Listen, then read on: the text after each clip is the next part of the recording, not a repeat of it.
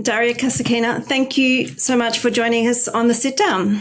Hello, guys. Very nice to meet you. Thanks for having me. We have missed seeing you on court over these past few months. What's been keeping you busy in that time? Oof, yeah. It seems like a long time, but we're pretty much soon, back on court in about 2 weeks. What's kept me busy? Let's find out. So the first 6 weeks after China Open, I took a break, very well needed break because I was destroyed mentally, so I really needed this break.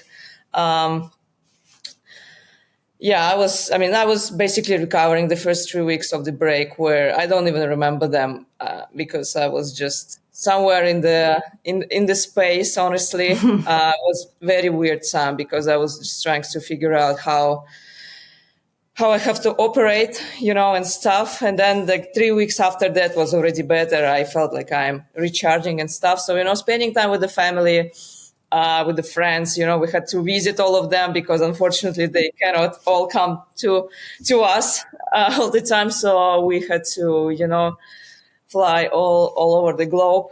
And now I'm finishing my 5th week of preseason now, and getting there, already working hard, and almost done with the preseason, and really looking forward to start in Australia.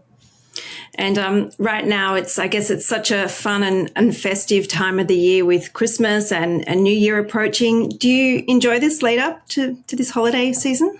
I love holidays. So for me, it's a lot of joy,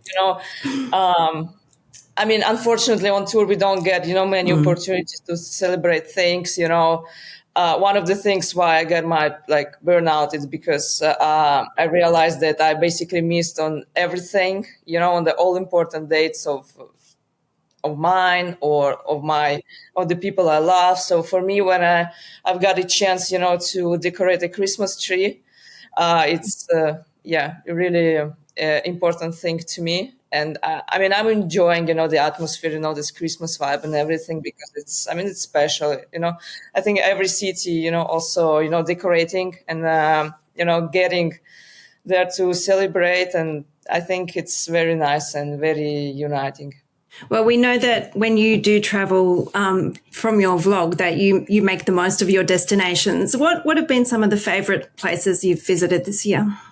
Honestly, it's been a tough year. And for me, this year, travel wasn't as joyful as has to be probably. But honestly, starting the year in Australia, it's always great. I really love it, completely to start the new year somewhere where it's 35 degrees. It's always an experience. I guess if we get you going right back to the start of all of your travel and journeys with tennis, you have had an incredible pro career. And even before you turned pro, you were a Roland Garros girls singles winner in 2014. And then 8 years later, you got into the top 10 and you made the Roland Garros semifinals.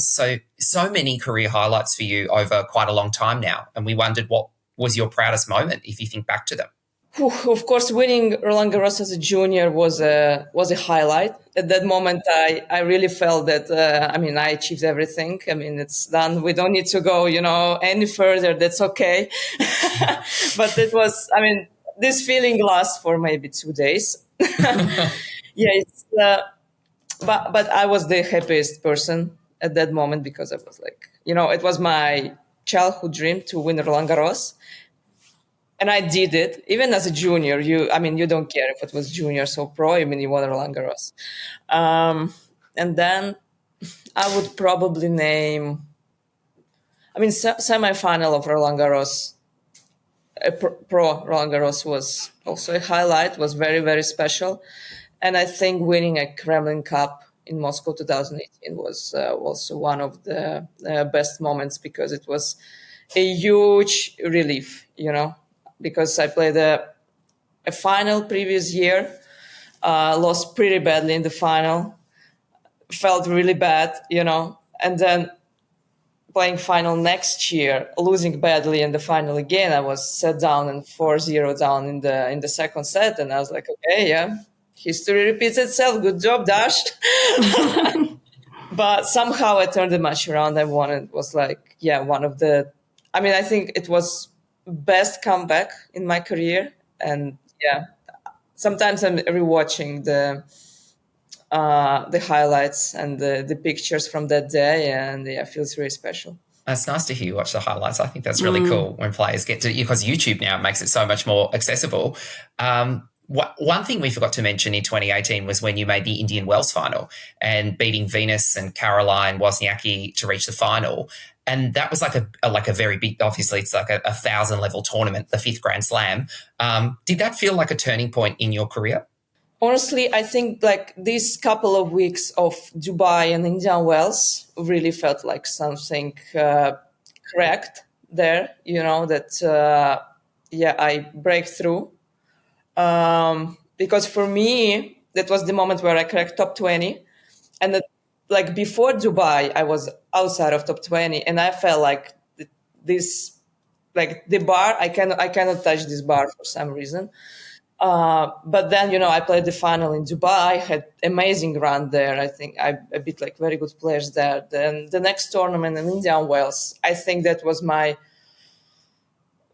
I think this draw was like the toughest I ever had in my career. Like it was super difficult. And I was like super proud. And honestly, and after Indian Wells, I think the next week I was 11 in the ranking.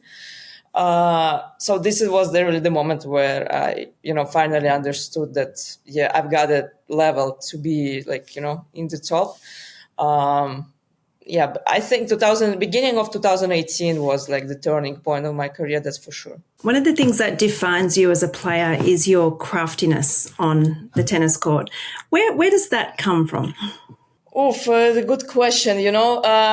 Probably, when I was younger, when I was a kid, my practice sessions were not very demanding, let's say, to say at least, until I think 14, 13 years old, like, we were not like relaxed, but, my tennis coach in my city, my hometown, were not like super pushy. So our trainings would be like, he would do a basket, like throwing some balls to my backhand without telling me what to do. And I was just, hitting 2 backhand cross, 1 backhand down the line, 1 drop shot, 2 slices, then something else. I was just deciding myself what I'm going to do with these basket drills.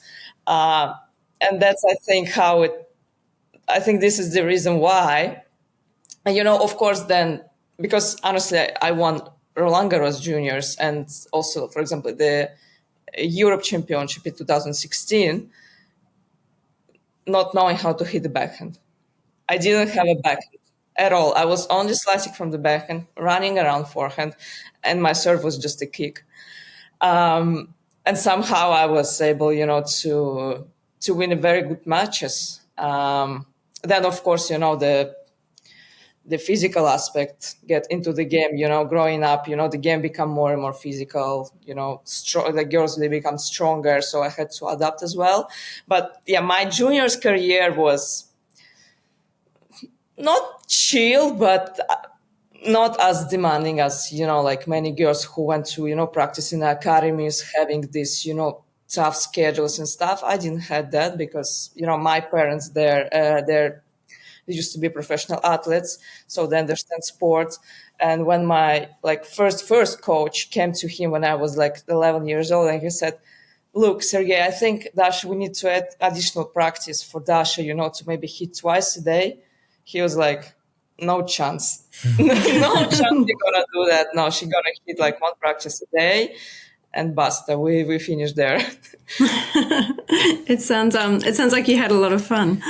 Well, I think that. Yeah, I mean, honestly, in my opinion, like when you're a kid, tennis, like a sport in general, has to be fun to you. I mean, it becomes your job like later on. But when you're a kid, you have to enjoy it because I saw many, many examples where the kids, they were being like overworked and then they just hated what they do. at the age of 15, they were exhausted and burnout, and they hate sport. I mean, depends which sport they do. They hate what they're doing. I mean, that's wrong. You cannot keep pushing like till the, I don't know, 25, 30 or later, because it's impossible to handle this amount of pressure. So I think, I mean, thanks to my parents that they were smart in this way, because I don't know if I would make it, if I would made it, if I start to practice very hard in the earlier age. And we know that Rafael Nadal was your longtime idol, your childhood idol. What did you learn from him? To be honest, everything, because he was the only one I was watching. I think still, but when he was playing, he was like, I think, a really good role model for the kids. I mean, tennis was his meaning of life at that point. The hard working, fair play, like attitude on court, everything was there. Plus, the style of game I really liked. I know many people who hated the way he played, but me personally, I loved it. Plus the energy he was bringing to the court. It's for me, that was something like some spices in there. So I really, plus, their competition with Roger at that moment, Novak didn't appear yet, so they had their competition between each other. And I remember watching the final of Wimbledon 2008, this historical final. Oh my God. But the moment where I really, I still feel bad, because my parents, they sent me to sleep in the fifth set because it was late. Oh no.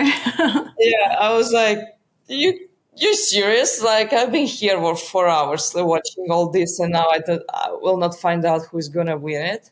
So I was sleeping. They came to my room. They say, he won. And I was like, now I can sleep, because I couldn't fall asleep. Yeah, that must have been very memorable for you.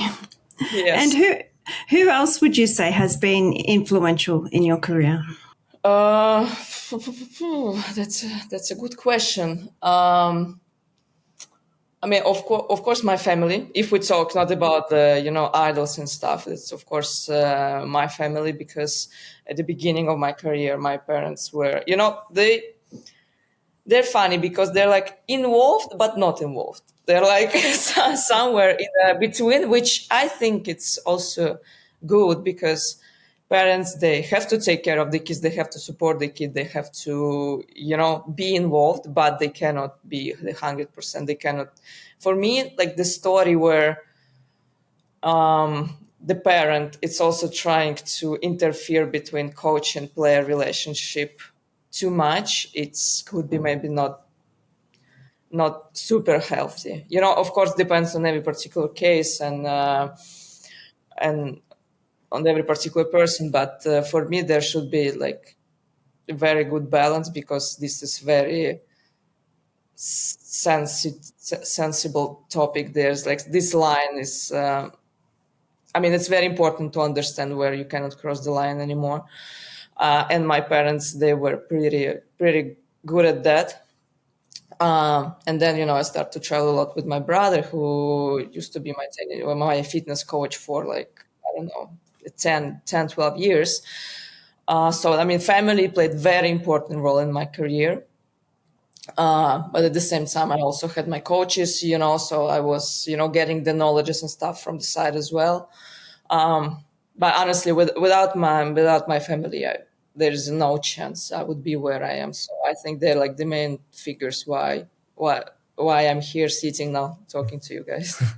And it sounds like they provided good balance, as you said, involved enough, but allowed you to kind of create your own path too, which is kind of the perfect balance, which is great. Yeah, for sure. Now, also, I think what helps is that they were professional athletes. So my father, he was a professional hockey player. My mother was doing athletics. So they understand sports. They understand, the base. And, of course, they care a lot. Of course, they were like, when I had the bad moments, they were, very disappointed and like trying to be very supportive, and they're super happy when I'm doing good. But of course, when you're a kid, parent has to protect. That's normal. If we cast your mind to like the current day, and I guess we're seeing a new generation of champions in women's tennis. There was a really cool stat that came out the other day that Sabalenka, Swiatek and Goff have been the top 3 players in the world for the last 3 years, which is like quite a long period of consistency now. So I wondered what it's like for you to compete in this era compared to earlier eras, like 10 years ago when you started playing Grand Slams. What's women's tennis like now? Very difficult. Honestly, I have to tell you that I've been on tour for a little bit. So honestly, I must tell you that women's tennis improved a lot. I remember when I just appeared on tour in 2015, sometimes some girls, they were struggling with when you're slicing the ball, some girls were really struggling with the slice and kick serve. And right now, there's no chance that all girls, they know how to return a kick serve. They know how to return 200 kilometers an hour serve. They know how to go back and know how to go inside, when to attack. So for me, the main difference now and back then, it's that before it was styles of playing. Like if the girl would be like super aggressive, most probably she would struggle in defense, and opposite. Like the girls who would defend very good, they would struggle in offense. Now it's all combined. So the girls, they really improved their weaknesses. Tennis became more physical, I think girls become more stronger. The tennis become also, everyone is hitting so hard. Honestly, I feel so much like I don't have a margin for a bad shot in the rally. Of course, sometimes there are good days, bad days. Some player can lose a match playing very bad. That's normal. That's a game we're playing almost every week. But in general, I think the level grew up a lot. And also I think in terms that girls, they improve their weaknesses. And now you cannot just win a match, doing just playing defensive. So you have to know how to attack and when. So I think, in my opinion, the girls, they improved so much in the last decade. And what's that meant for you in terms of your game? That I have to improve more as well. Honestly, I feel that I have to work more and more. Also, what's been 10 years ago, my memory vanished a little bit, so I don't remember exactly. Now it's been a long time already, but I just remember that sometimes there were matches where I could win doing pretty simple things. Now it's just not going to work. You have to, every match is a super tough battle. And also watching the girls' matches now, I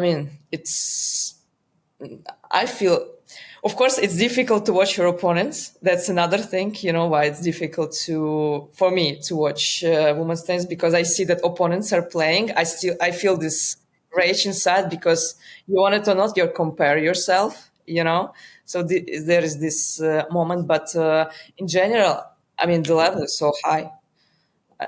Honestly, I'll get a lot of criticism for this probably, but I don't care, because I think in the last few Grand Slams, women's matches were more interesting than men's.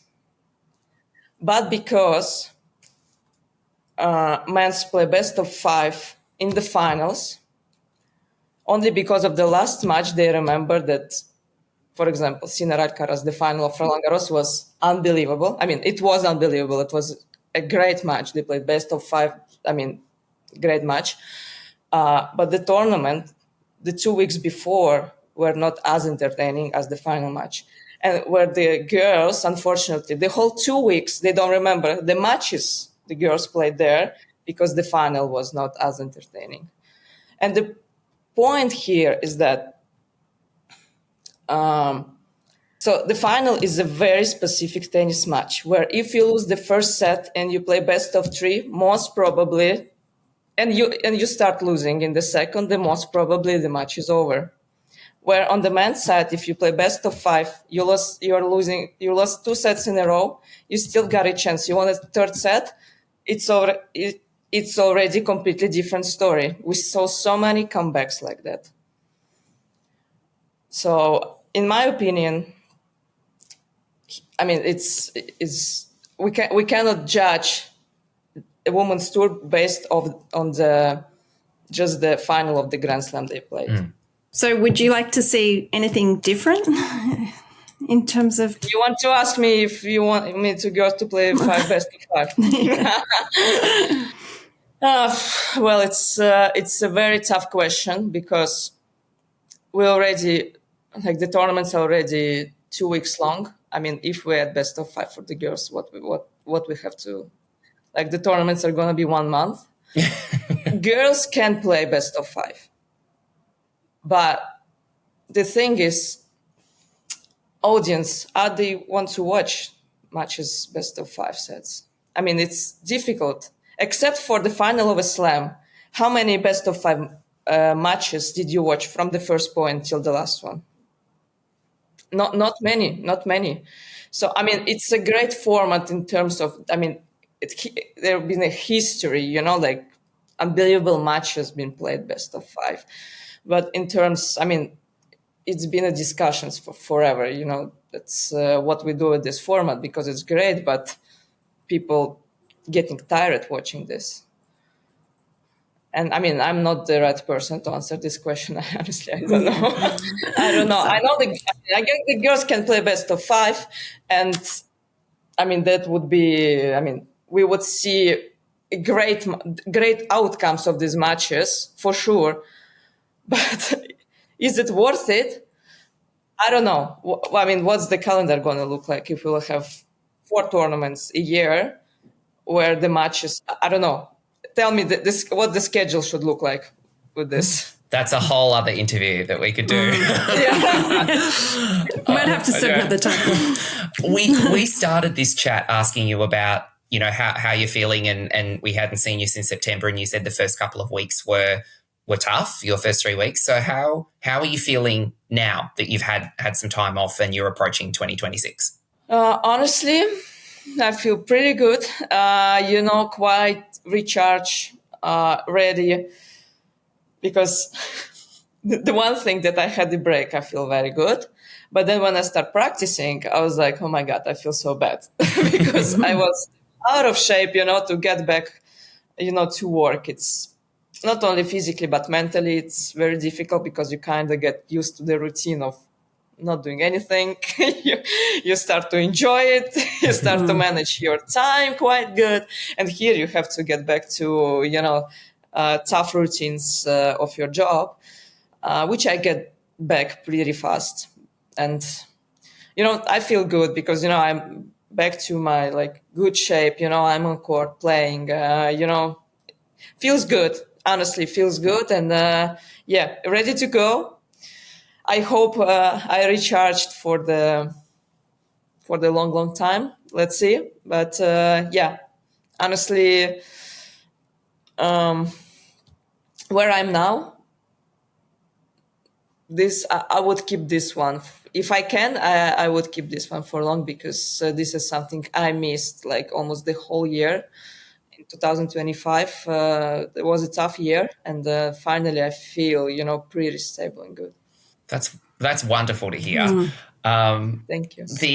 You had 2025 was so big for you because of your decision to represent Australia in March, and then we also heard that you got engaged to Natalia as well. So some incredible milestones for you. How do you reflect on those and what happened in 25? Oh, yeah, the year has been very intense. Let's say, on court wasn't. I mean.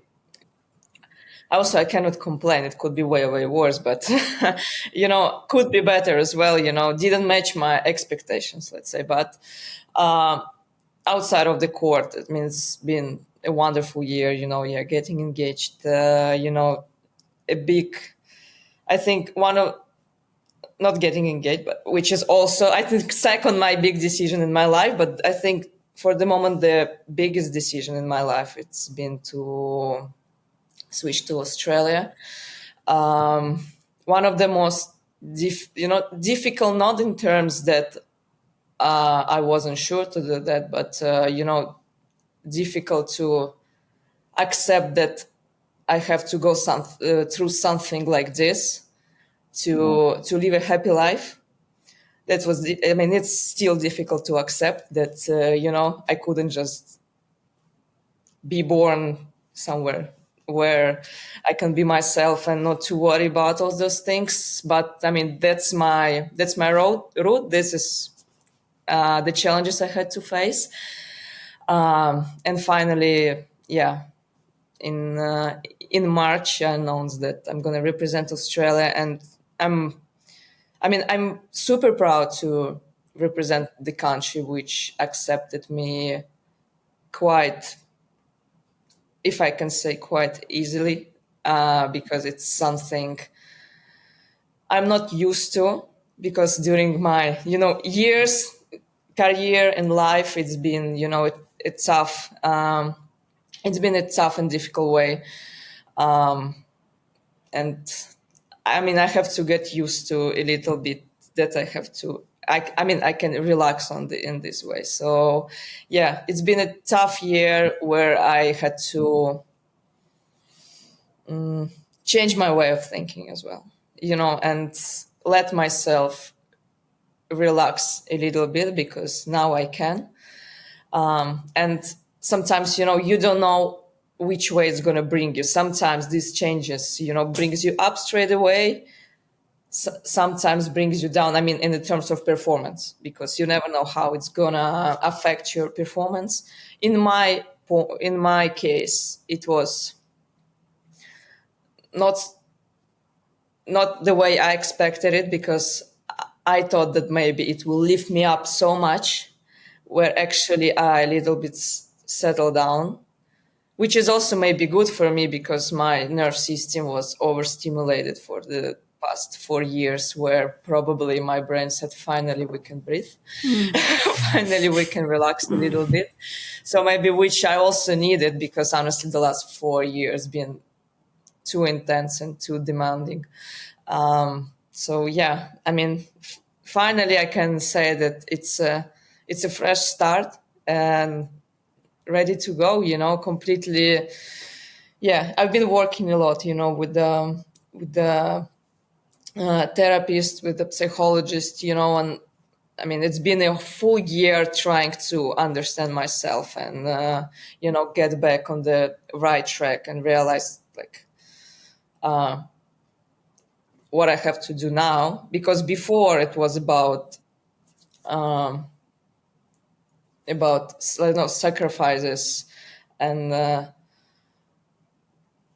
basically suffering, and now I have to change it to joy and do what I love, and just being free, wild and free. And it sounds like it should be easy, but it's not. It's very difficult to switch these two, because the previous one was very, very strong. It does seem that you have had an incredible level of support, throughout the year as well. How have you felt about the reaction to all your decisions? I had to filter those ones, because I knew that it's gonna be not positive reaction from Russia for sure. So I kind of blocked the information coming from there. I had to completely ignore it, because nothing good would come from there. And I was trying to observe as much as I could the good information coming from elsewhere. And I really appreciate all this support and acceptance I got from the Australia, also the support with the process of, of the switch. And, I can't wait to, get back on the tennis court to experience this support from the crowd, because I never did in my life. We had a couple of tournaments in Russia, but it's, comparing the the level of support. I mean, we cannot compare this. And I'm very curious how I'm gonna feel, out there and how it's gonna be. So I'm a little nervous about it, but really excited. And I'm going through roller coasters here, like especially for the past year. But it's nice, this is what life is about. And I'm in the moment where my roller coaster goes really like, a lot up and down. And I'm just hoping to survive at the end of the ride. You will. I'm sure it will be very positive for you when you come down here, which is very soon. We wanted to ask about your close relationships with lots of other players. We know that Daria Saville and Arina Rodionova are two of them, and wondered if they were, part of the factor for you to switch to Australia, knowing that they'd taken that journey too. For some reason, I don't know if it's a coincidence or a sign from the up there, but we are like one of my best friends on tour, Dasha and Arina, and they're Australians who became Australians, like many years ago. Dasha, I know her for such a long time, and we had so many memories together. I always visit like her house in Melbourne, playing with tofu, eating pancakes, which her mom cooks for us. And it's honestly, every time we meet with Dasha, it's just like, this, we have a very warm relationship, honestly. Also, I know her family for like ages, honestly, since we're like, first time we saw each other when I was 9. She was 12. Yes, some competition like back there. And it's beautiful. I mean, that we're still friends. It's been a long way, and going through life challenges, good and bad moments, kind of still being looking after each other in some ways. So it's very nice. And so when I wrote her that before the announcement, like, look, Dash, this is what's happening. She was like, I knew it, and I told you. So she was very, very happy for me, because she knew everything I've been through, and she was like super happy and supportive. And Irina, I know Irina not for such a long time, like I know Dasha, but we became like friends like a couple of years ago, and like we were hanging out together on the tournaments and stuff. Was like Natasha, she loves Dasha and Arina, both of them, and like she got along with both of them like pretty easily. And I am like super happy and like blessed to have this kind of people on tour, because I think this is very important. Everyone is saying that tennis, it's a lonely sport, and I'm happy to have this support and these people around, because sometimes it can be really rough, being on tour for such a long time, and to have these kind of people next to you helps a lot. You will return to Australia having with some happy memories, I imagine. You made the 4th round of the Australian Open this year. You've won one of your titles here. You were runner-up in Adelaide. Does it feel good to be coming back? Every time, honestly. Also Australia, you have such a good spot in the calendar. It's the first swing of the year. Everyone is fresh, happy, unbelievable place. And of course, I am super happy. As I said, this year is going to be different. I will have different feelings coming there, because it is going to be very different, but I'm really looking forward to it. And let's see how this like next month's going to be. I'm sure it's going to be great. I had great memories. Last year, first time I reached the second week of Australian Open. That was something I couldn't make it for a long time, and I was really happy to achieve it last year. Let's see what next 2026 will bring on the table. And aside from tennis, what are you most looking forward to when you're in Australia and when you come to live here? Coffee. and I want to. I love it. Me and Natasha were like, we're on a mission sometimes to find the bad coffee. It's we're impossible. Still struggling. Yeah. Yeah, that's the thing. We're like, we should have gone to the gas station. Yeah, let's see. Still a good. I don't know. Honestly, like, what people are, because now recently many people are asking me what's special about Australia.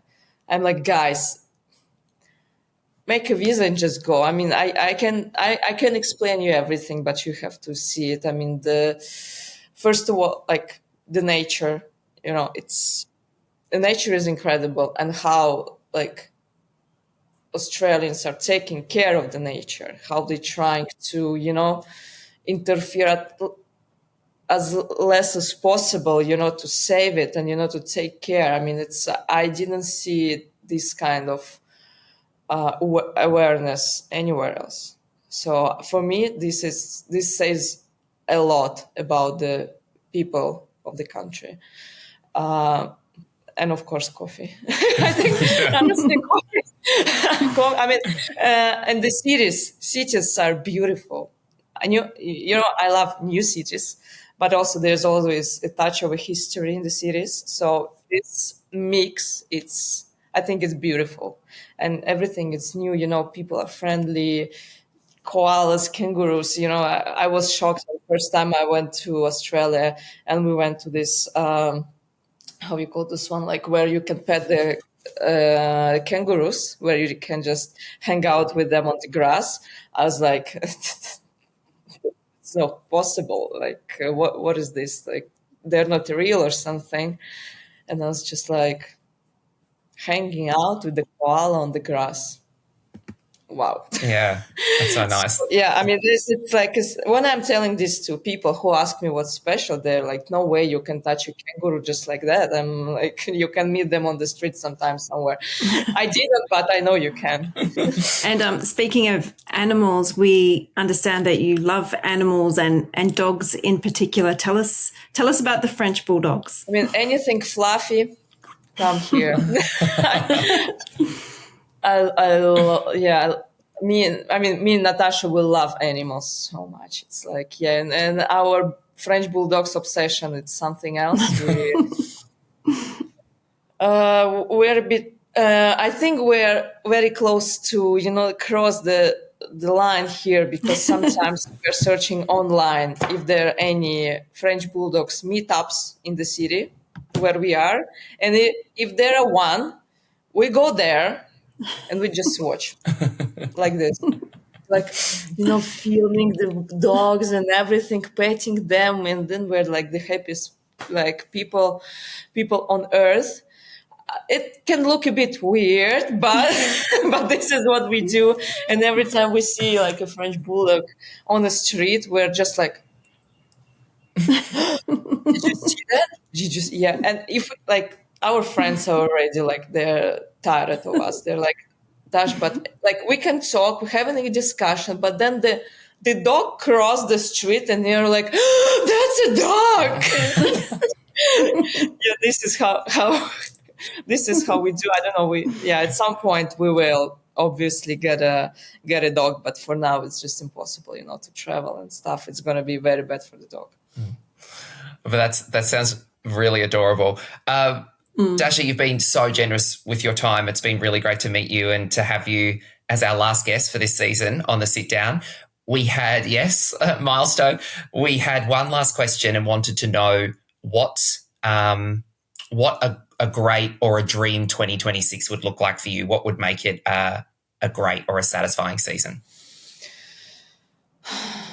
I mean, to say that to lift a Grand Slam trophy would be too basic, because, this is what everyone wants to. Mm-hmm. It's there's no question about it. But I think my goal will be to finish 2026 season with a smile on my face, and not like I finished the 2025 season. So I think for me it will be good to finish the season being happy.